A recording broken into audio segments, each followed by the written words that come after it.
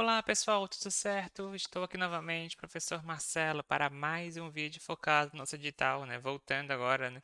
Vamos finalizar todo o edital de Barra Velha até a data da prova. Vamos que vamos, dando continuidade à nossa lei orgânica. Bom, na lei orgânica agora vamos abordar as atribuições do prefeito, depois as questões mais específicas ali de certidões, de atribuições de secretários que são trabalhadas dentro aqui da lei orgânica. É claro que, né, a atribuição do prefeito é basicamente tudo aquilo relacionado com o que o Poder Executivo faz, né? E principalmente no que é a sua função, né? Startar ou finalizar dentro de um processo numa prefeitura.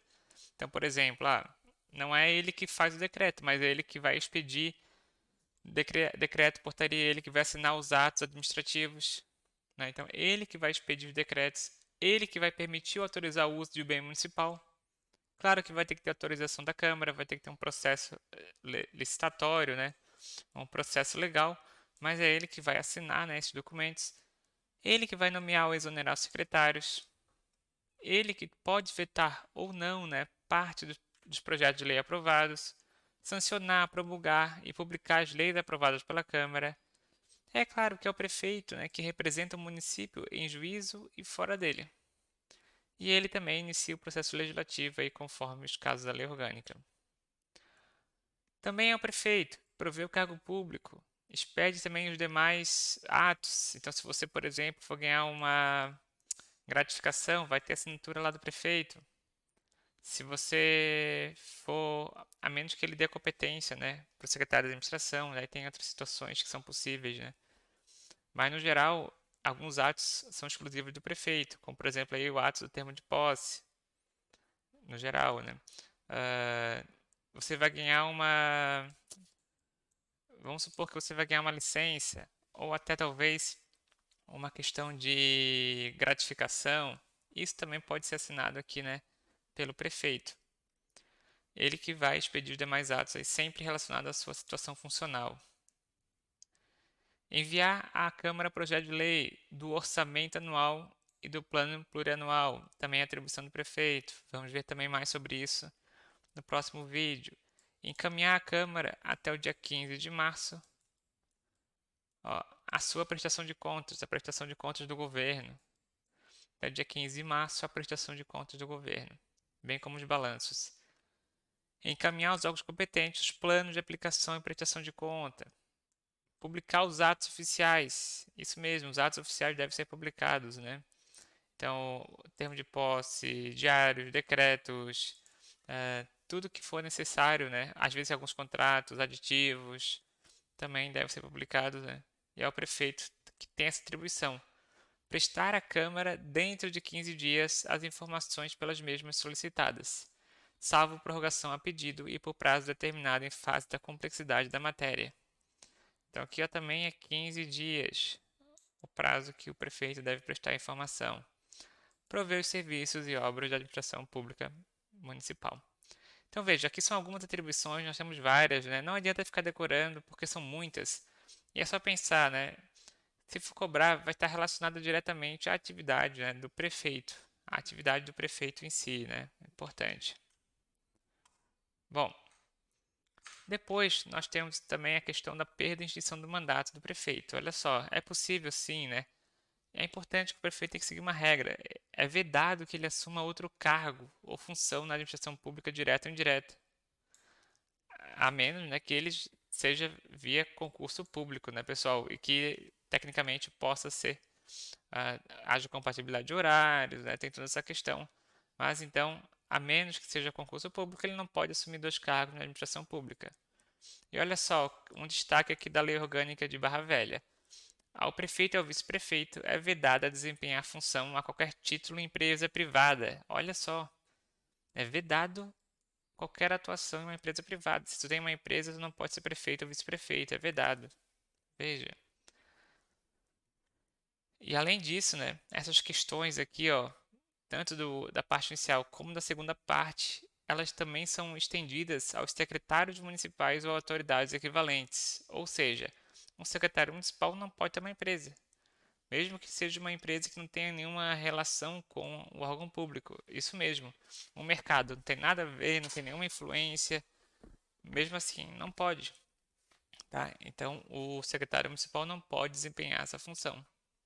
Secretários, autoridades, os diretores que têm cargos equivalentes, que às vezes têm fundações, né, que têm diretorias que são equivalentes à secretaria municipal, também não podem aí desempenhar a função em empresa privada. Então vejam, né? Quando que é declarado vago do prefeito?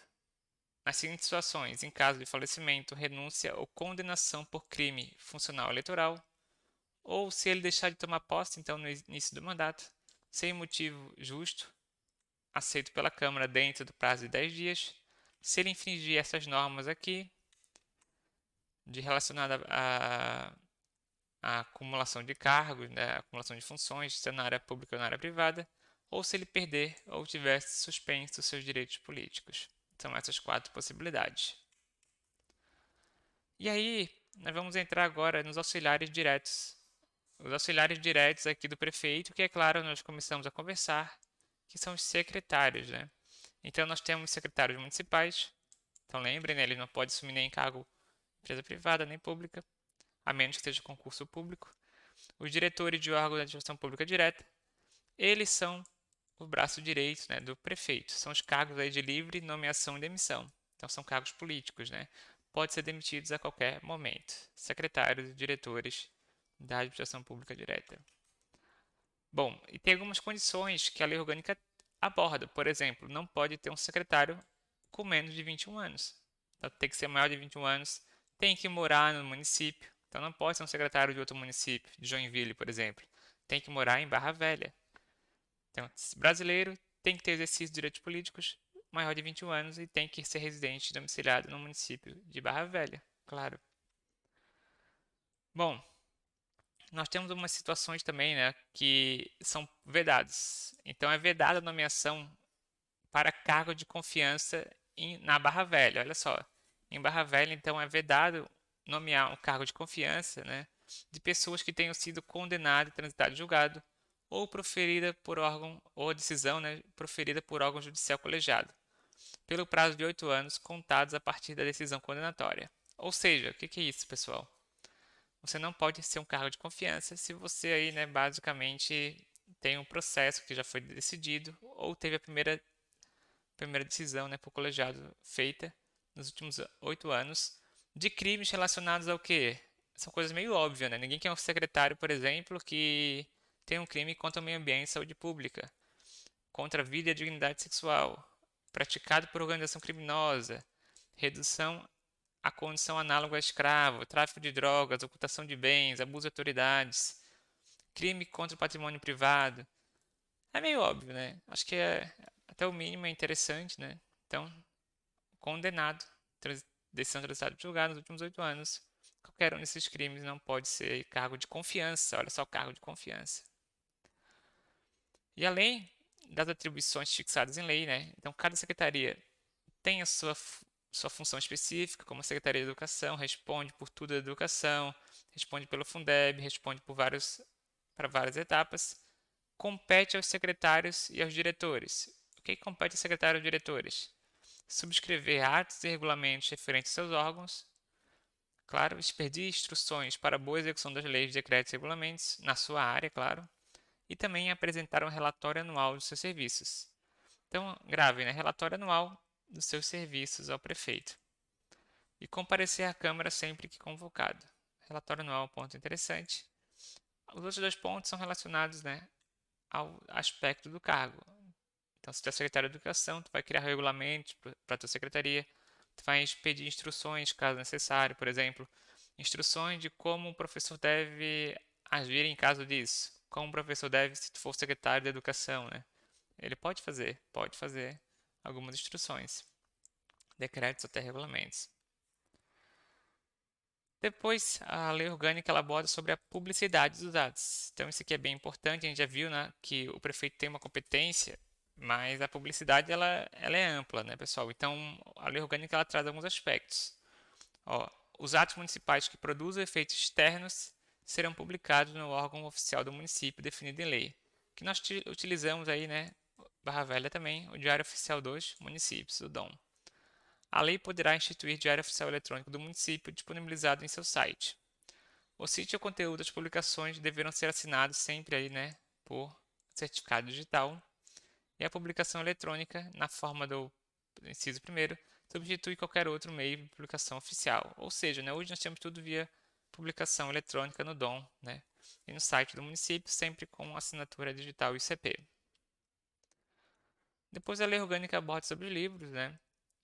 Até hoje, agora os livros, no geral, já são eletrônicos, né. Que a lei orgânica é um pouco mais antiga, mas aborda que o município manterá os livros que forem necessários ao seu registro, serão abertos, publicados e encerrados pelo prefeito. Então hoje eles são tudo assinados de forma eletrônica, né? Bem tranquilo.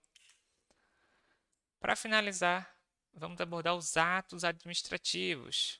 E aí nós temos aí os 3 principais tipos elencados na lei orgânica. Primeiro, os decretos. Então, os atos administrativos de competência do prefeito devem ser seguidos com obediência às seguintes normas. Primeiro, o decreto, numerado em ordem cronológica, sempre em ordem cronológica, nos seguintes casos: regulamentação de lei, instituição, modificação ou extinção de atribuições não constantes de lei, regulamentação interna dos órgãos que foram criados, abertura de crédito especial e suplementar até o limite autorizado por lei, declaração de utilidade pública, aprovação de regulamento ou regimento de entidades que compõem a administração pública, permissão de uso dos bens municipais, medidas executórias do plano diretor, normas de efeito externo não privativo de lei, né? Tem sempre que cuidar para não passar a lei, né? O decreto ele não ultrapassa a competência da lei, né? Como vocês podem observar. Ele pode regulamentar as questões de uma lei, regulamentar questões internas, regulamentar os créditos especiais do orçamento que já estão autorizados por lei, né? Mas ele não vai criar nada que a lei não esteja prevendo, né? Ou fixação e alteração de preços. Isso aqui é via decreto. E nós temos as portarias, né? As portarias é aquelas que vocês querem ver, né? A portaria de vocês aí de provimento, vacância do cargo público e demais efeitos individuais. Portaria, lembrem, né? Muito relacionado à área de pessoal, né? Que nós temos muitas portarias relacionadas à área de pessoal. Lotação e relotação nos quadros de pessoal, abertura de sindicância de processos e outros casos determinados em lei ou decreto, né? No geral, portaria está muito relacionada com a área de pessoal. E os contratos? Então, os contratos, né, eles são basicamente na questão de regulamentar a execução e obra de serviços municipais. Todo serviço, toda licitação, no geral, tem um contrato, né, pessoal? Então, contrato de aluguel, contrato de execução de uma obra, contrato de execução de serviço. Essa é a ideia principal. Admissão de servidores para serviços de caráter temporário. Importante, né? O caráter temporário aí vai ser um contrato, tá? Conforme a lei orgânica. Isso é importante, para não confundir com as portarias. Na sequência, a lei orgânica aborda algumas proibições. E olha só, o prefeito, o vice-prefeito, os vereadores e servidores municipais, bem como pessoas ligadas a qualquer um deles por matrimônio parentesco, afim ou consanguíneo até o 2º grau, então filho, pai, ou por adoção, não poderão contratar com o município, subsistindo a proibição até 6 meses. Então você é um cargo comissionado de Barra Velha. Se você deixar de ser um cargo comissionado, você precisa ficar ainda 6 meses sem poder participar de uma licitação com o município. O seu pai não pode, você é servidor público, o seu pai não pode participar de uma licitação do município de Barra Velha, nem o seu filho, por exemplo. Então vejam, né? É importante estar aqui a proibição 6 meses até 2º grau, né? Tanto da sua esposa, do seu matrimônio, do seu cônjuge, né? Como o seu, né? Até 2º grau. E a pessoa jurídica em débito com o sistema de seguridade social, como estabelecido em lei federal, não poderá contratar com o poder público municipal, nem receber benefícios fiscais ou creditícios. Então vejam aqui, em débito com a seguridade, não vai poder contratar com o poder público municipal. E para finalizar, a questão das certidões, né? Que é interessante que o prazo de Barra Velha é 15 dias. A Prefeitura e a Câmara são obrigadas a fornecer a qualquer interessado no prazo máximo de 15 dias certidões. Então, você quer tirar uma certidão negativa, se eles quiserem, né, eles podem emitir um, dá um prazo de 15 dias para emissão. No geral, hoje, a maioria tu tira na hora, né? Mas outras certidões que forem necessárias, o município tem um prazo de 15 dias aí para conceder. Então, uma certidão do seu imóvel, uma certidão negativa de alguma situação, 15 dias é o prazo máximo. Tem prefeitura que é 10, tem prefeitura que é 5, tem prefeitura que é 20. Barra Velha é 15 dias, beleza? Finalizamos o vídeo de hoje e em breve teremos mais vídeos. No próximo vamos abordar o orçamento, bens públicos municipais e alguns pontos para finalizar a nossa lei orgânica. Um foco, bons estudos e continuem estudando demais. Vamos lá que falta pouco. Foco, até a próxima.